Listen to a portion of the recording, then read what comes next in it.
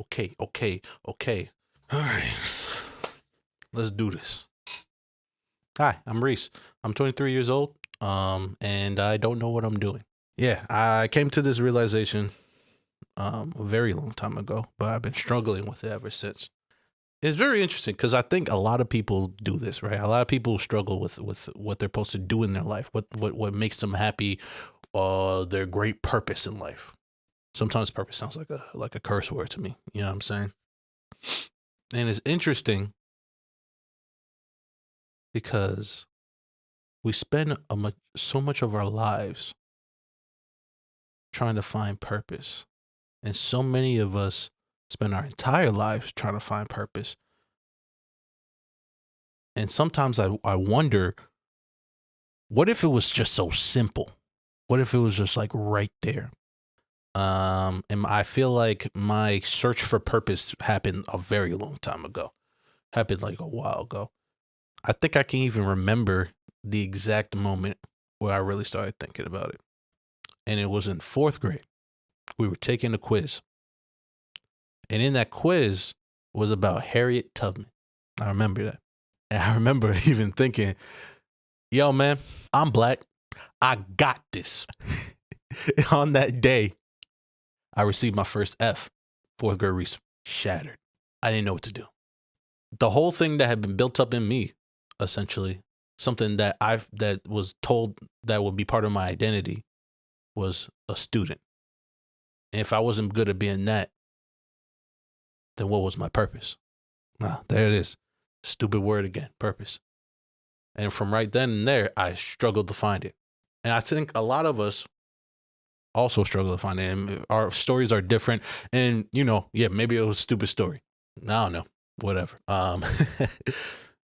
It was a stupid story. It was a stupid story. But like, who cares? It opened my eyes. It was like, okay, I got to think about what I got to do with my life. What's my purpose in life? And I thought about it from that day on. From fourth grade to now. How old are you in fourth grade? I'm 9. I was 9 years old. Bro, I was 9 years old. I had my whole life ahead of me to figure this out. And I started stressing about it then. How crazy is that? How absolutely nuts is that? But that's the thing. I'm not alone. And I know I'm not alone. I know a lot of people struggle with that. And I stress about this for years. And then next thing you know, I'm in high school. College is coming up soon. And in my family, you have no choice but to go to college. And I mean, that's a good problem to have. So I can't really complain. However, for a lot of people, college isn't necessary. Or there's so many different avenues that we're not told. It's almost like this system is meant to feed us to the corporation. We're not gonna get in that. I'm not gonna do that. I'm not gonna do that. That's not my nope. That's not this video. It was my junior year, and my school offered a film class.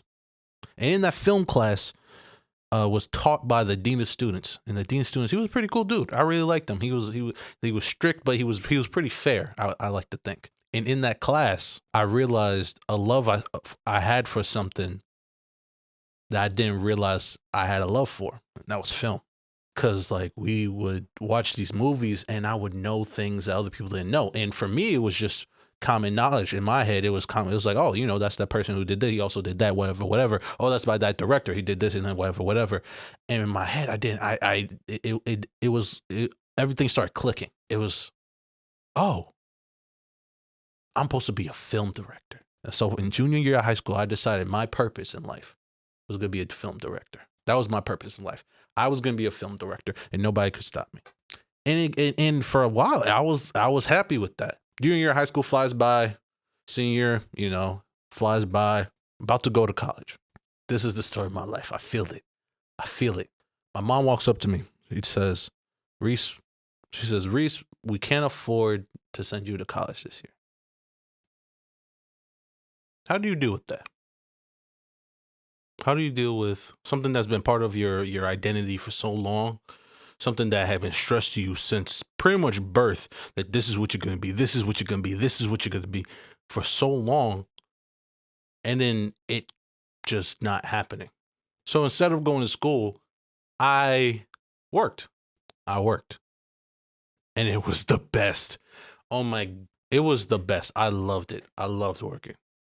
Now it was a dead end job, but I loved it. I love just making my own money. I love just working, just doing something practical, doing something that on my own, doing something that essentially it helped. And it was like, yo, this is the world. And obviously, I paid taxes or whatever and all that good stuff. But I was like, yo, this is the world and this is fantastic.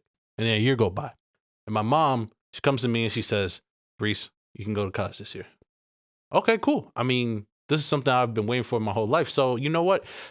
How could I not do it? So I do it. I do it. I go to college. Took a gap year, go to college. I actually recommend doing a gap year a lot. It's not the purpose of this video. However, if you can, and I believe everyone can, if you take a gap year, take two. Try to find yourself outside of what essentially you from 3 on, from 3 to 18, all you've known is school.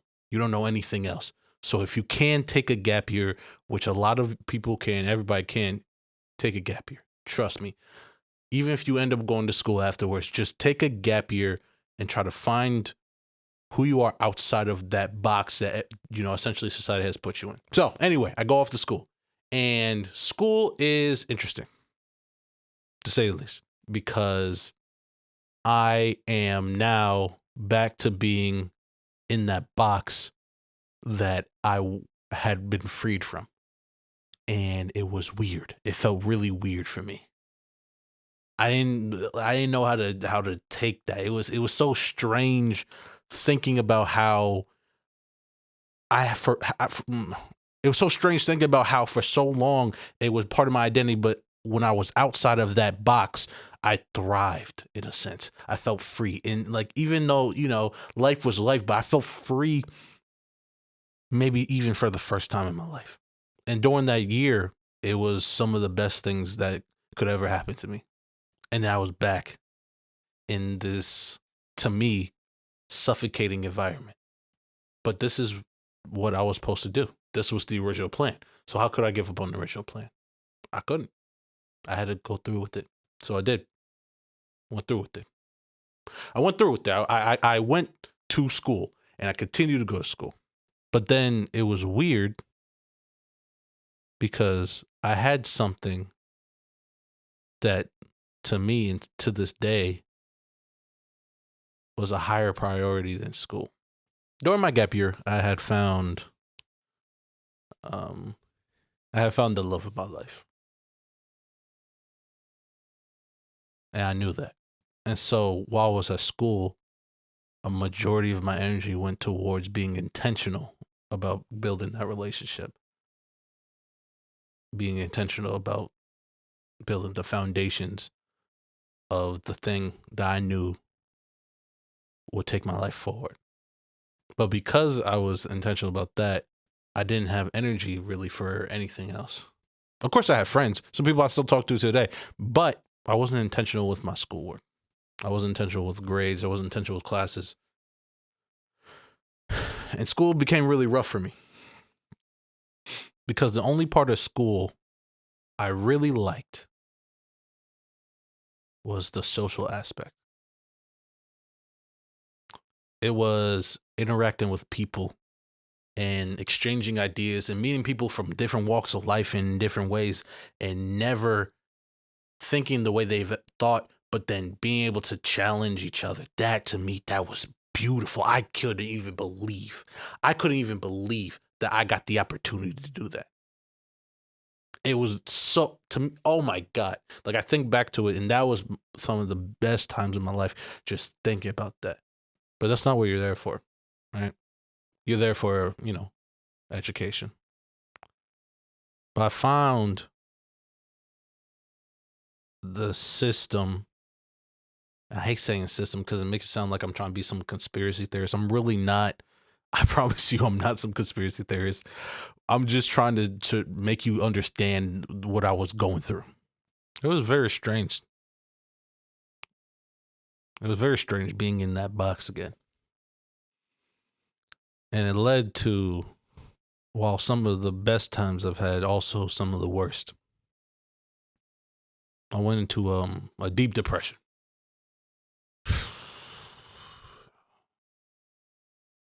Went to something that was so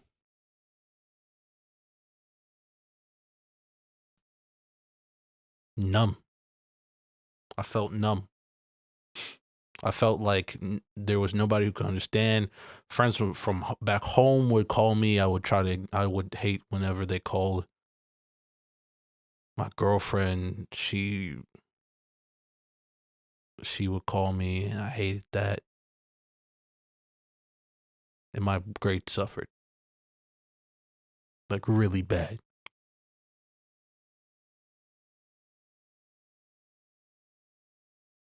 At the end of my freshman year, I got a letter.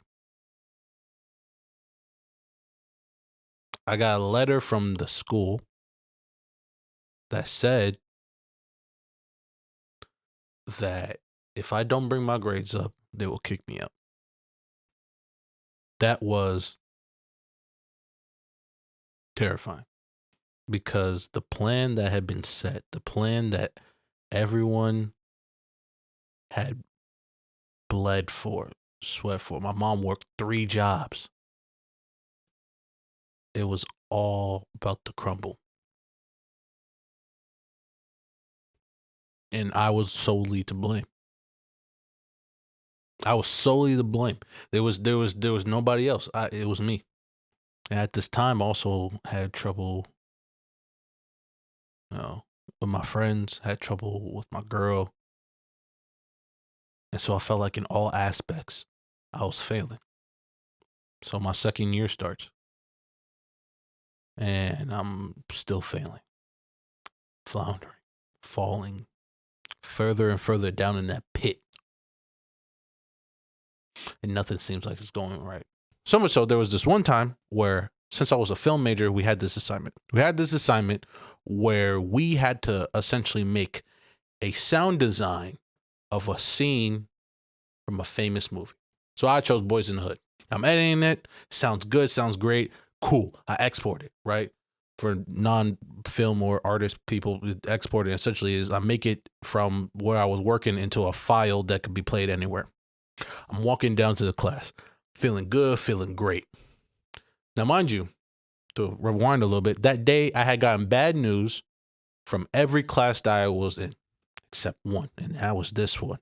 Because I was like, even if I fail all those gen eds or whatever, at least I have my film class because I know I'm good at that. I knew what my purpose was. I walk to the film class, walk in, jack in the USB, upload it to my professor.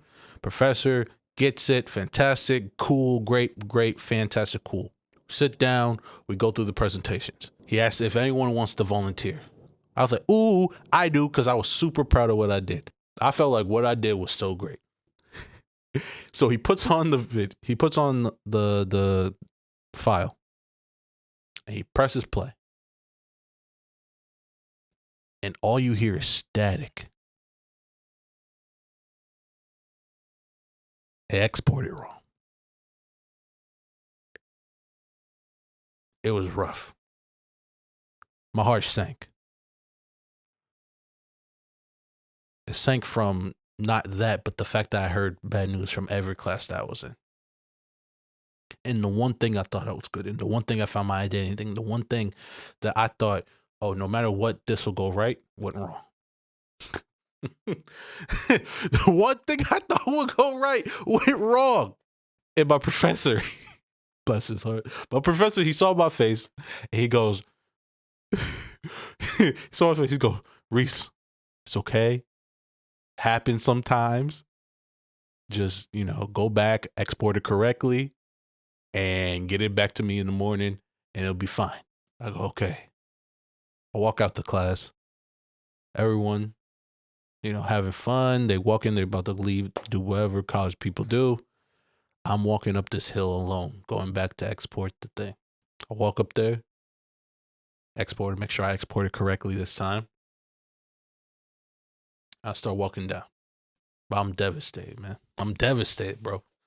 I am so devastated because it's like it was like everything went wrong. Every little thing went wrong. I already have this thing weighing over me. I have expulsion weighing over me. If I don't get my grades up, it's done. Everything went wrong. I'm walking down the hill slowly, slowly, and all these thoughts are racing through my brain. Reese, you're failing as a boyfriend. Reese, you failing as a son. Reese, you're failing as a student. Reese, you're failing at you. If you can't get this right, how you gonna have a professional life? Reese, what type of career is this? How can you have a career if you do this? And I'm walking down that hill, and I hear a voice. And this might sound crazy to some people, which I'm fine with. But I hear a voice, and it says, "Kill yourself," and then goes, "Cheat on your girl." And these are thoughts I promise you before I had never thought. These were like really dark thoughts. So I'm walking down this hill, and I start crying.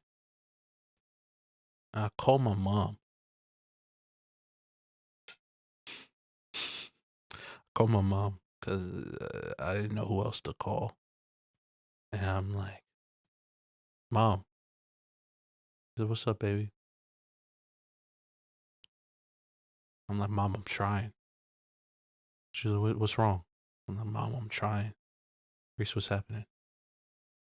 "Mom, I'm trying, but everything keeps going wrong."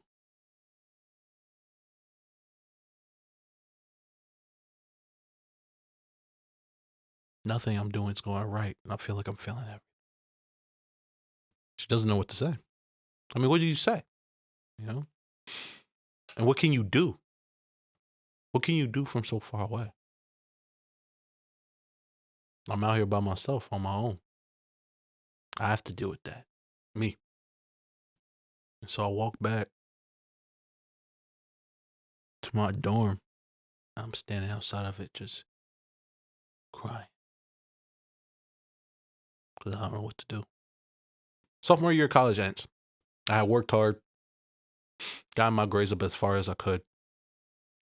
I have no idea whether my grades are high enough for me to come back.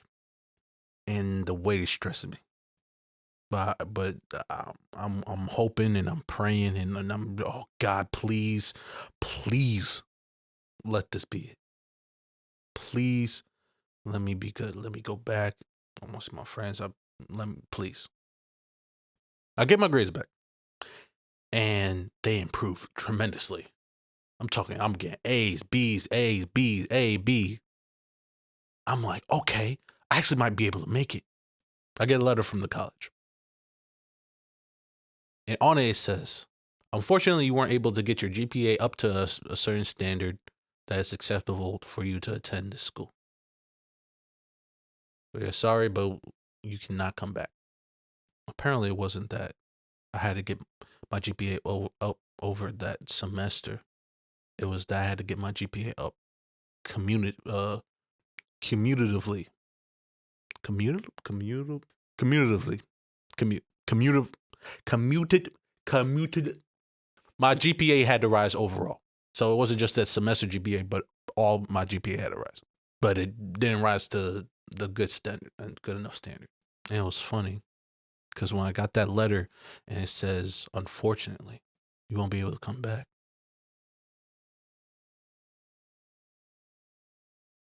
I felt happy. Oh my God. It felt so freeing.